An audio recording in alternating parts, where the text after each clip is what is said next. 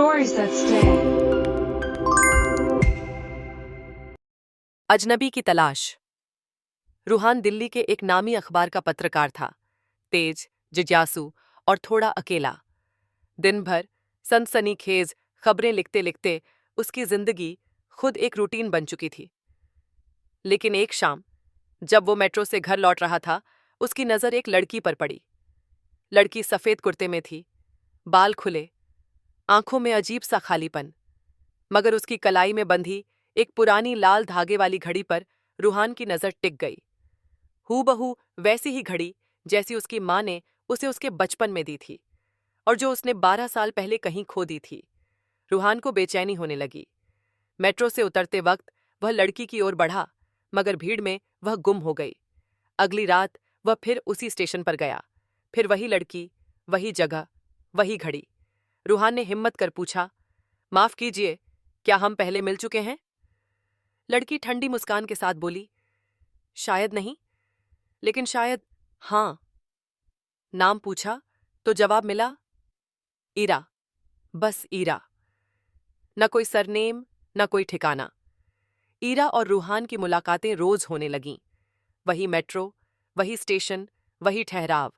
ईरा बहुत कम बोलती थी, लेकिन उसकी बातें अक्सर दार्शनिक होतीं, जैसे कि वो किसी और दुनिया की हो। एक दिन रूहान ने मजाक में पूछा, तुम कोई जासूस तो नहीं? ईरा हंस पड़ी। कभी कभी मैं भी खुद से यही सवाल करती हूं। रूहान अब न सिर्फ ईरा को लेकर उत्सुक था, बल्कि आकर्षित भी। लेकिन साथ ही उसके भीतर पत्रकार वाली जिज्ञासा जाग उठी थी। ईरा कौन थी? इतनी रहस्यमयी क्यों थी? रूहान ने अपने अखबार के एक साइबर एक्सपर्ट दोस्त से ईरा की तस्वीर ट्रेस करने को कहा। अगले ही दिन जवाब आया, कोई रिकॉर्ड नहीं, ना सोशल मीडिया, ना आधार, ना ही कोई सरकारी पहचान। जैसे वो लड़की इस दुनिया में थी ही नहीं।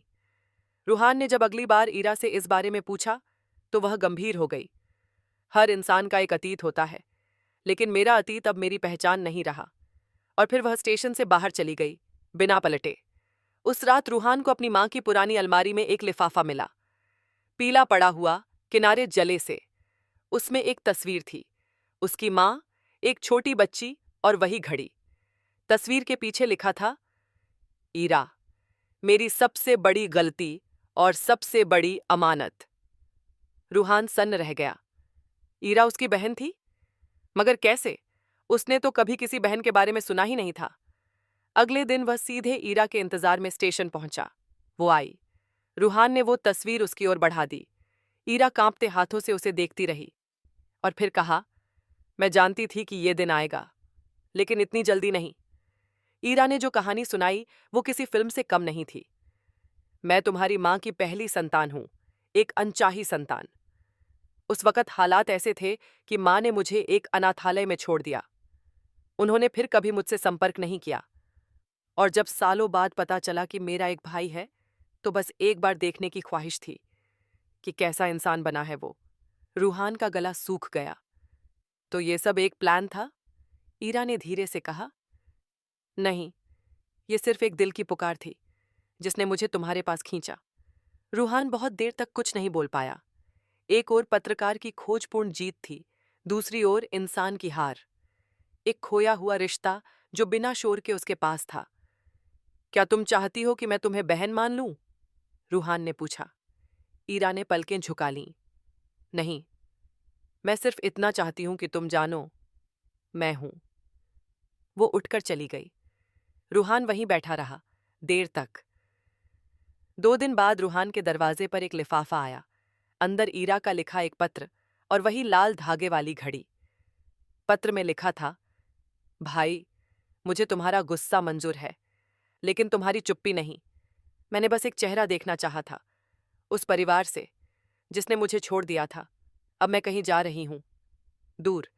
अगर कभी तुम्हारा दिल मुझे पहचानने लगे तो इस घड़ी को पहन लेना, क्योंकि ये घड़ी सिर्फ समय नहीं बताती, ये रिश्तों को जोड़ती है। 3 महीने बीत गए। ईरा की कोई खबर नहीं, न फोन, न संदेश, कुछ नहीं। रूहान ने अपने जीवन की सबसे बड़ी स्टोरी लिखी, अजनबी की तलाश, जब रिश्ते खून से नहीं दिल से बनते हैं। स्टोरी वायरल हुई, लोगों ने समर्थन दिखाया, कुछ ने आलोचना भी की, लेकिन रूहान को फर्क नहीं पड़ा। उसने ईरा की दी हुई घड़ी पहननी शुरू कर दी और हर बार जब घड़ी की टिक टिक सुनाई देती उसे लगता जैसे वो पास है। 1 साल बाद उसी मेट्रो स्टेशन पर भीड़ के बीच एक लड़की खड़ी थी। बाल खुले, सफेद कुर्ता और उसकी कलाई खाली थी। रूहान मुस्कुराया। इस बार मैं पहले से तैयार हूं। वो उसकी तरफ बढ़ा। ईरा? लड़की मुस्कुरा दी।